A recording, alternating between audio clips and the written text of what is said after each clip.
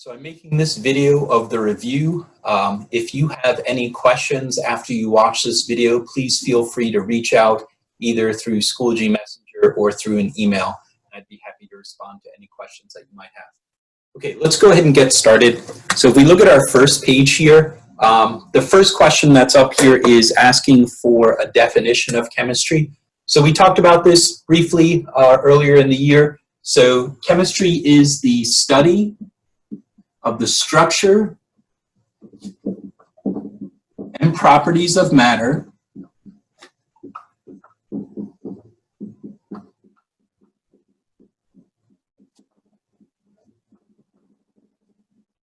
and the changes that matter undergoes during a chemical reaction.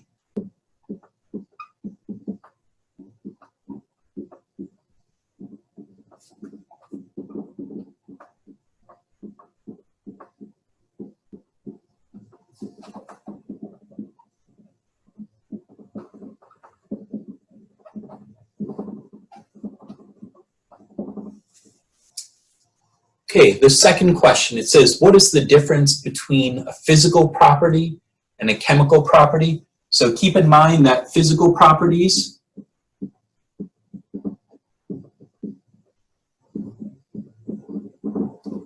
they can be observed without changing the chemical identity of the substance.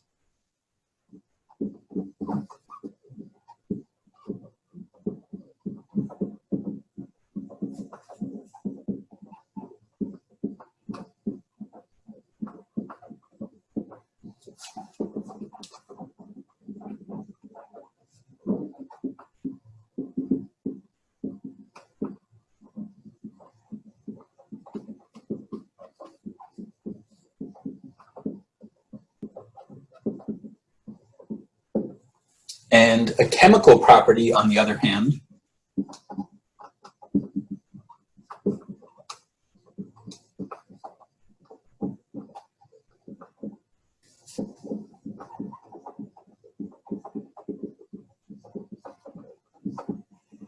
chemical properties are properties that are observed either during or as a result of a chemical reaction.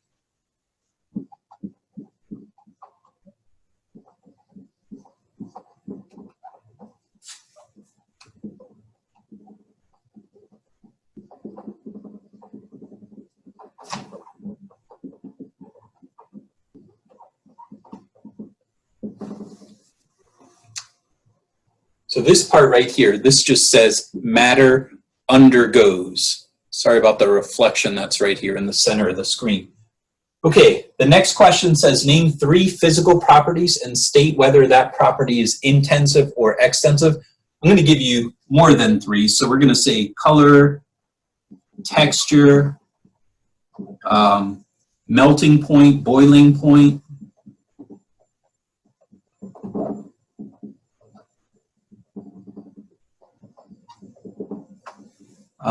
And then we can go for obvious ones like mass, volume, and let's say density. So here are a bunch of physical properties. Now, intensive and extensive. Remember, intensive and extensive refer to, does this property depend on how much you have? So an intensive property does not depend on how much you have.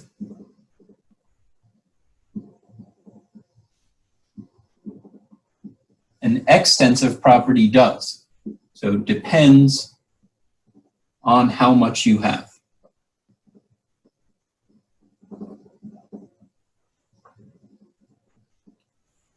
Okay, so let's take a look at these. So color would not be something, you could have a small piece of something or a large piece of it, it would have the same color. So that's an intensive property. Texture, same thing, would be intensive. Melting and boiling point. The melting and boiling point of a substance is an intensive property. Water always boils at 100 degrees Celsius. Doesn't matter how much water you have. So that's an intensive property. Mass and volume would be extensive properties. Obviously, if you have more of something or less of something, it's going to have a different mass or a different volume. And then the neat part about these two is that density is an intensive property. So because this ratio is a constant, this ends up being an intensive property. The density of a material is the same regardless of how much of that material you have. So copper has a certain density. Doesn't matter whether you have a tiny piece of copper or a big brick of copper, it's going to have the exact same density. Okay, I'm just going to back out, give you a chance to look at that, and then we'll move on to the next slide. So in the following slide here, it says name 3 chemical properties. So chemical properties could be something like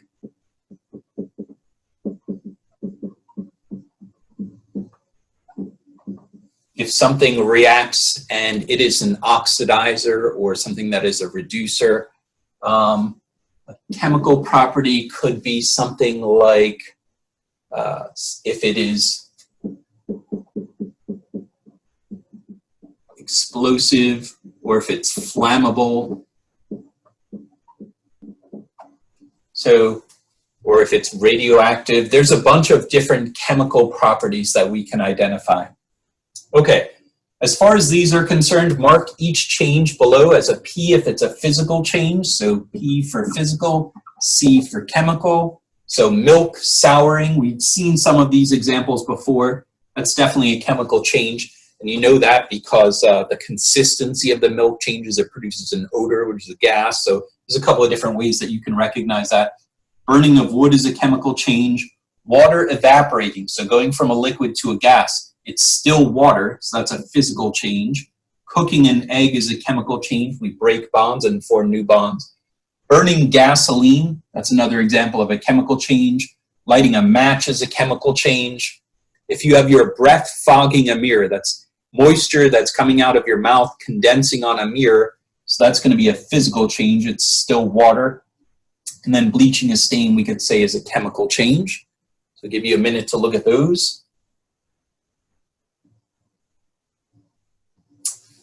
Okay.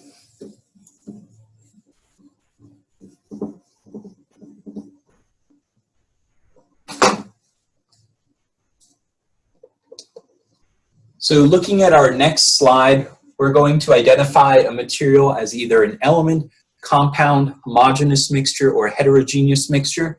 So for the first one, if we have 2 different elements in there like that, we usually call that a compound.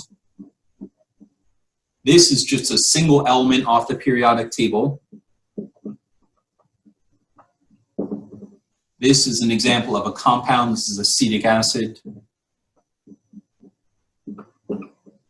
Raisin Bran cereal would be a heterogeneous mixture. It's not the same throughout. You can reach into the mixture and pull out a raisin, or reach into the mixture and pull out a flake.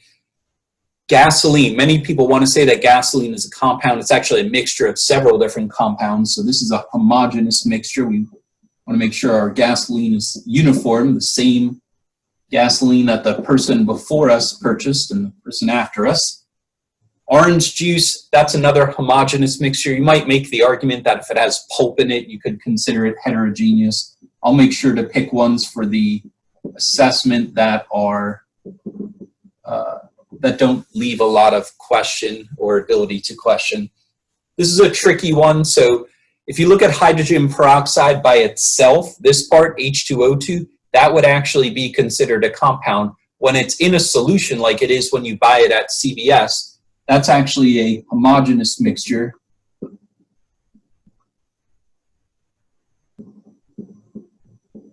Because it's mixed evenly with water. And same thing with stainless steel. You have an alloy of these different metals that are melted together.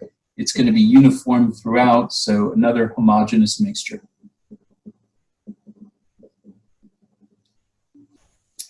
Okay, give you a minute to look at those. Okay, in question 17, we're determining the number of significant figures in a measurement. So in this case, in letter A, we have 3 significant figures. Remember, there is a decimal place, so we count from right to left. So we count 1, 2, 3. In letter B, there is no decimal place, so we're going to count from left to right. So 1, 2, 3. Same thing in letter C, no decimal place, so we're counting from left to right. We stop when there's only zeros in front of us, so that's going to be just 2. In this letter D, we do have a decimal point here. So in letter D, we're going to count from right to left, 1, 2, 3. So we have 3 significant figures there. In letter E, no decimal place. So we're counting in this direction. We stop after just 1. In letter F, we're counting from right to left, 1, 2, 3, 4, 5. So we have 5 significant figures there. In letter G, again, we have a decimal place, so we're going to count 1, 2, 3, 4, 5. So we have 5 significant figures there. And finally, in letter H, we're counting in this direction again. 1, 2, 3, 4, 5, 6. 6 significant figures there. Okay, if you have any questions, again, please reach out, email, Schoology message, or set up an appointment with me using the link on Schoology. Okay, on this slide, what we're going to be doing is we're actually going to be performing some calculations and then rounding our answers to the correct number of significant figures. I strongly encourage you to put out the full answer that you're getting from the calculator first, and then your rounded answer based on significant figures. If it turns out that during an exam you were to calculate the wrong answer, but based on what you calculated, you rounded it correctly to the correct number of significant figures, you might actually still be able to get a few points out of that question even though you had the wrong answer. Whereas if you just had the wrong answer and rounded it, but didn't show any of the work that led to that answer, you're going to lose almost all of those points. Okay, so for the first one, we have 7.835, and we're going to divide that by 2.5. So we get an answer of 3.134. We have units of grams per milliliter here, so we're dividing. When we're dividing, we base our rounding on the number of significant figures. So here we have 4 significant figures. Here we have 2 significant figures. So our answer is going to be limited to 2 significant figures. So our final answer here is going to be 3.1 grams per milliliter. 3.1 grams per milliliter. In our second example, we are actually doing some addition and subtraction. So in addition and subtraction, remember that we look not at significant figures, but at decimal places. So our final answer is our answer is 90.265. Keep in mind when you have joules and you're adding joules plus joules plus joules, that's just joules, it's not joules to the third. And then correcting for significant figures, or excuse me, decimal places. We have 3 decimal places here, we have 1 decimal place here, we have 2 decimal places here, so we're limited to just 1 decimal place. So here's the 1 decimal place we're going to keep. So our final answer is going to be 90.3 joules. In our next problem, we're going back to multiplication and division. So we have 360 times 51 times 9.07. We wind up with an answer of 166,525.2. In this case, we'll get centimeters cubed because we're multiplying centimeters times centimeters times centimeters. So we do look at significant figures here. So we have 2 significant figures in this number, 2 significant figures in the number 51, 3 significant figures here. So our answer, 166,525.2, is going to be rounded so that we keep just 2 significant figures. So this will become the number 170,000 centimeters cubed. Be careful, you don't want to put down just 17. While that has 2 significant figures, it does not have the correct magnitude, the correct size. So we can't round something that's 166,000 and wind up with 17, right? That wouldn't make any sense. So we have to keep the size of the number the same. So if we have something in the 100,000 spot, then we should end up with something in the 100,000 spot. Okay. For D, we're back to addition and subtraction. So we have 7.382 plus 1.21 plus 47923. So we get an answer, a full answer of 47,931.592. These are grams that we're adding up. For addition and subtraction, we look at decimal places. 3 decimal places, 2 decimal places, 0 decimal places. So our answer can have 0 decimal places. So we're going to go here, look behind it. So we have 47,932 after rounding grams. Letter E. Letter E, we have 14.9 grams divided by 3.0 centimeters cubed. So 14.9 divided by 3.0. So we wind up with an answer of 4.966666, just repeating, grams per centimeter cubed. This is a multiplication and division type problem, so we will look at significant figures. So we have 3 significant figures here, 2 significant figures here. So we're going to go with 2. So if I look at my second figure, I'm going to look behind it, that's going to round up. Be careful, you don't want to lose a significant figure and just say 5 as your answer. You want to make sure to keep 2 significant figures. So you have 5.0 grams over centimeters cubed as your answer for letter E. And for the last one, we have 2 parts to this problem. So the first part, we have some addition and subtraction. So when you do the top part, which is in parentheses, you get an answer of 979 meters. So this is not based on significant figures. This is based on decimals. You have no decimals here, no decimals here, no decimals in your answer because it's addition and subtraction rules. On the bottom, I have 54.2 times 31.3, and I get an answer of, on the bottom, I'll just do it over here first, 1696.46. So for this part, we have 3 significant figures here, 3 here. That means our answer has to have 3. That's not going to work. So what we need to do for this part is to put it into scientific notation in order to maintain those 3 significant figures. So I have 1.70 times 10 to the 3rd seconds squared. Now when I do my final calculation, I have 3 significant figures on top and 3 significant figures on the bottom. So I wind up getting an answer of 0.57588233529. And that's meters per second squared. But of course, we cannot keep all of those digits, so we can only keep 3. So we're going to go to the 3rd one, look behind it, it's an 8. So we're going to get 0.576 meters per second squared. Questions on that? Again, if you have any questions, please reach out. Leave this up here for another couple of seconds. So if we take a look at number 19, it says state the following measured quantities and the units indicated, show the setup of the problem, including the conversion factor.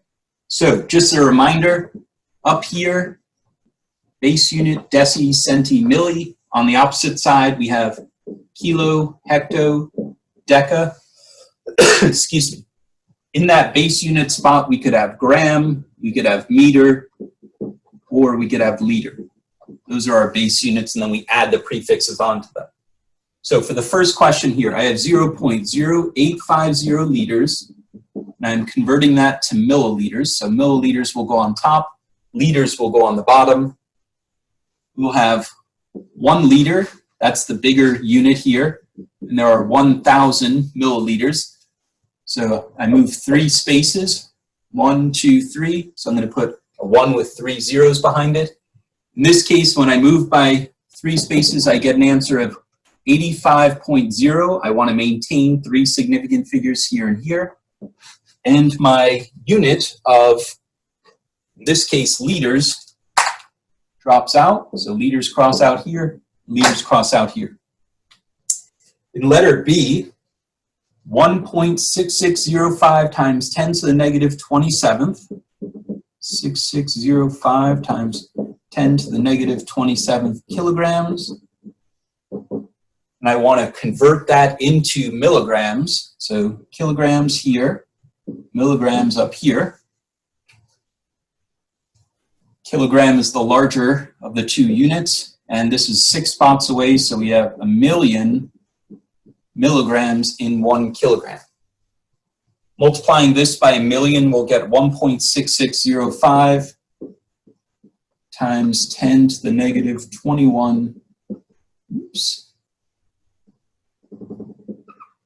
times 10 to the negative 21 milligrams. And then the last one on this page, we get 81 millimeters. We're converting that to centimeters, so millimeters will go on the bottom, centimeters will go on top. Centimeters is larger. There are 10 millimeters in 1 centimeter. It's only 1 spot away. So we'll get an answer here of 8.1 centimeters. Okay, if we look at letter D, we have 209 meters. And we're going to millimeters. So meters here, millimeters on top. Meters are the larger units, so we're going to get a 1 here. There are 1,000 millimeters in 1 meter.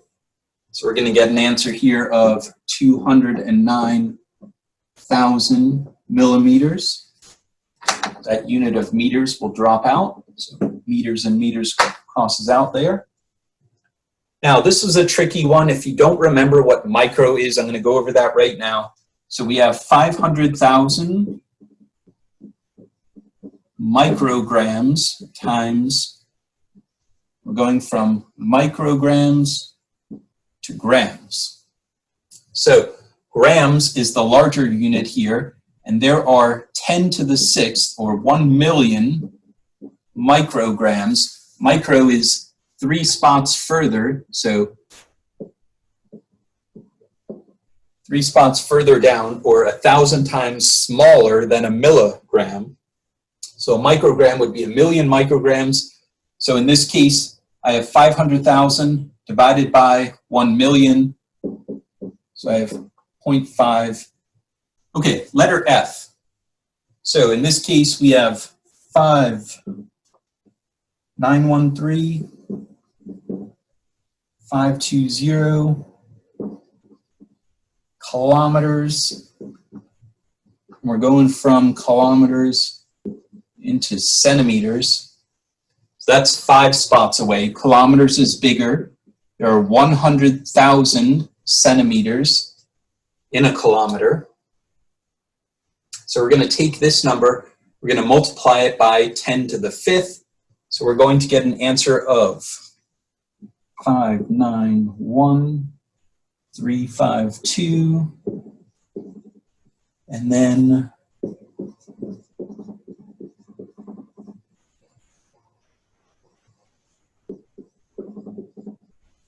and centimeters. This can also be written as 5.91352 times 10 to the 14th centimeters.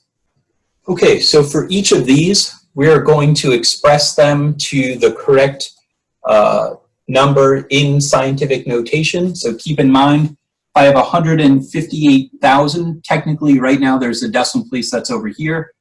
When you are done moving the decimal place, only 1 digit can be to the left of it, so it's going to end up right between the 1 and the 5. So we'll get 1.58 times 10. I move it 5 spaces, so 1.58 times 10 to the 5th kilometers.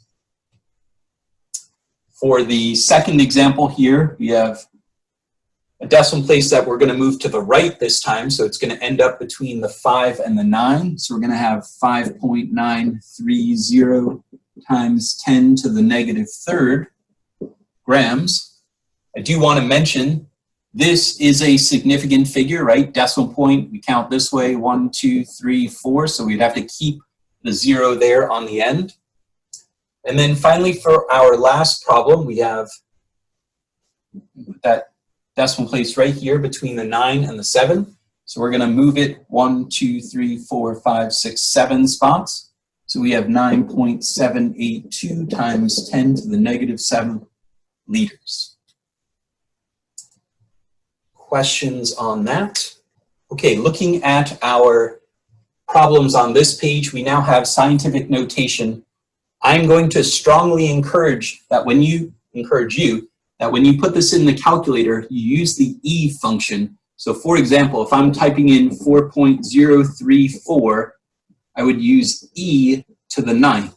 Now, that E is obtained by hitting the second button on your calculator, followed by the comma button, which is right above the number 7 on your calculator. Be careful, because there's also alpha E. That will not give you the correct answer. So don't use alpha E. Use second and then comma to get that E. That E is actually shorthand for times, 10, and then a caret. So those of you that are typing in all of that, if you use the second E, not only will it save you time, but it's also going to reduce the number of errors that you make. Notice that I do not put in a times on either side of this. So don't put times E to the 9th, just number E to the 9th. That keeps it all together just like it is here. So for my first one, I'm going to type in 4.034, second comma, that gives me the E, hit the number 9, and then I'm going to type in 7.29, second comma, that gives me the E, then I'm going to hit the number 6 after that. So the first answer that I get, the full answer is 2.940786. If you can't see that, that says 2.940786 times 10 to the 16th, and I have centimeters squared. However, based on significant figures, I have 4 significant figures here, 3 significant figures here, so my answer should have just 3 significant figures. So that's 2.94 times 10 to the 16th centimeters squared. For letter B, this time I have an addition problem.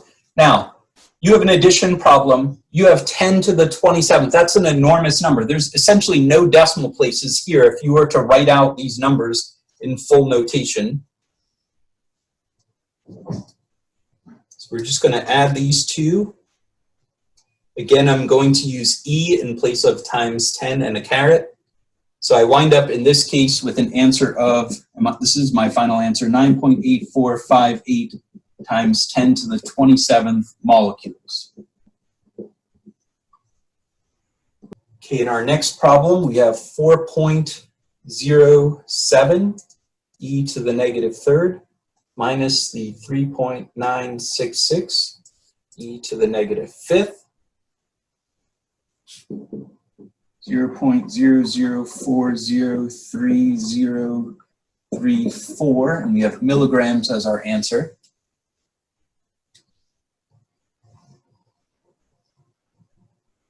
So when we're looking at this in terms of decimal places,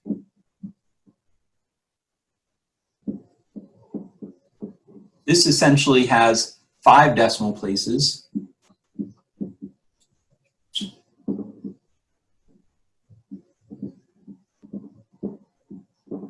This has more than 5 decimal places, so 5 decimal places is going to be our limiting factor here for 5. So we're going to get an answer of 0.0040, that's 4, and then we'll keep the 3 there, milligrams. And then finally, for our last example of scientific notation, we have 6.377 e to the 4th divided by 2.36 e to the negative 4th. So we wind up with an answer of, a really large answer, 270211864.4. Now here we have 1, 2, 3, 4 significant figures. Here we have 3 significant figures. So our answer can only have 3 significant figures, meaning this is going to be the end of our answer here. So if I count off, I have 270,211,864.4. This is the last digit I can keep. So, and I have joules per second. And I hear some of you screaming at me, which is good. We're supposed to be keeping 3 significant figures, and this one only has 2 significant figures. Exactly. This is one of those cases where, in order to report your answer to the correct number of significant figures, you're going to have to put it into scientific notation. So in this case, we're going to get 2.70 times 10 to the 8th, joules per second.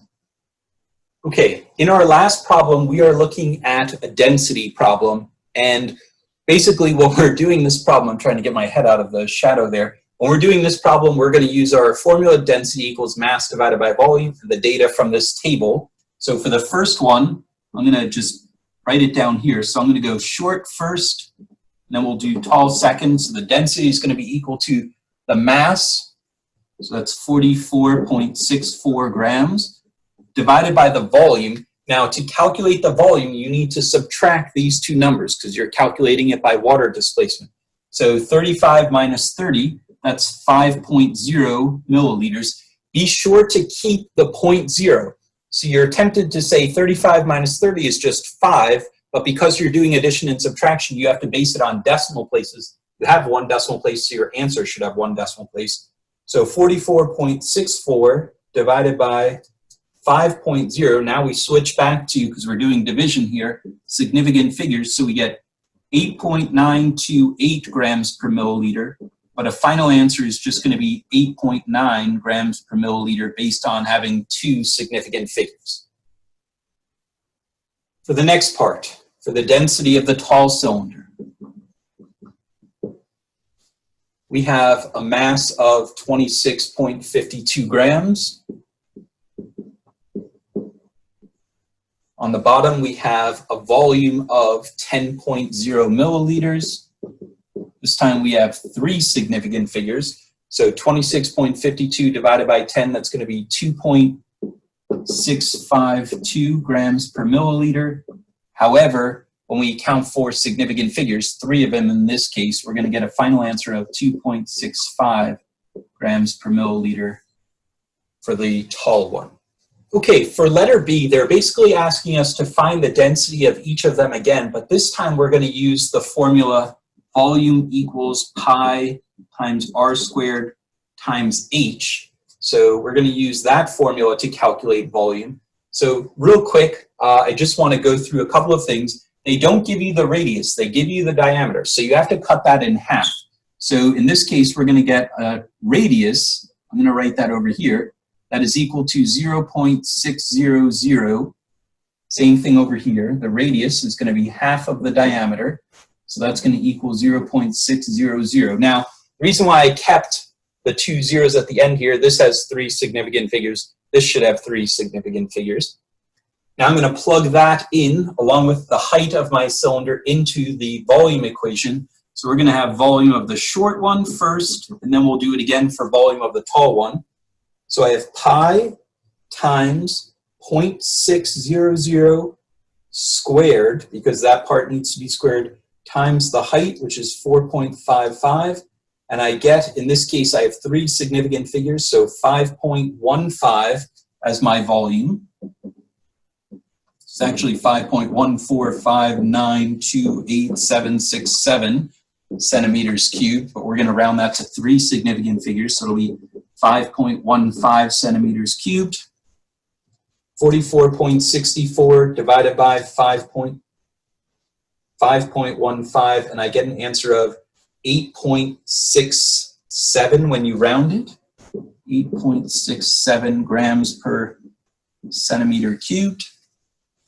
And for the tall cylinder, we're going to do the exact same thing. So we're going to get our volume using pi r squared h. So we'll have pi times r squared, so again 0.6 squared, times our height. This time our height is 6.25.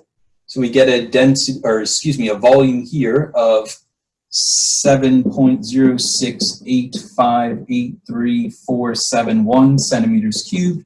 Again, three significant figures, so it'll be 7.07 centimeters cubed down here.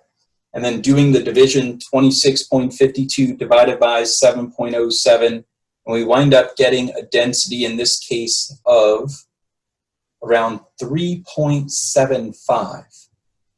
One of the things that you're going to notice are when you measure density, measuring it by water displacement tends to give you a more accurate reading than measuring it using a ruler, just because the markings on a ruler are sometimes very difficult to interpret. So if you had to make a guess and you have density measured two different ways, I would definitely go with the water displacement method density as being closer to what the accepted value is going to be. Okay, so in this final part, they were asking us to determine what our short and tall cylinders were. So if you look at the first one that we did, the short one, which was gray. Now, of course, gray is a pretty big indicator already, but the density also matches what we found for the short cylinder, so 8.9 grams per milliliter or grams per centimeter cubed. Remember that these two are the same, so grams per milliliter and grams per centimeter cubed mean the same thing. And then for our tall cylinder, again, we had two ones that looked silvery, but this one is obviously the one that's closer to our density, which was 2.75. So keep in mind both of those things. These are the identities of the short and our tall cylinder. If you have any questions about this review, please don't hesitate to reach out. I can be reached by Schoology Messenger, by email, or of course, if you want to set up a one-on-one Zoom using the link on Schoology, I can do that for you as well. All right. Thanks, everyone. Have a great day.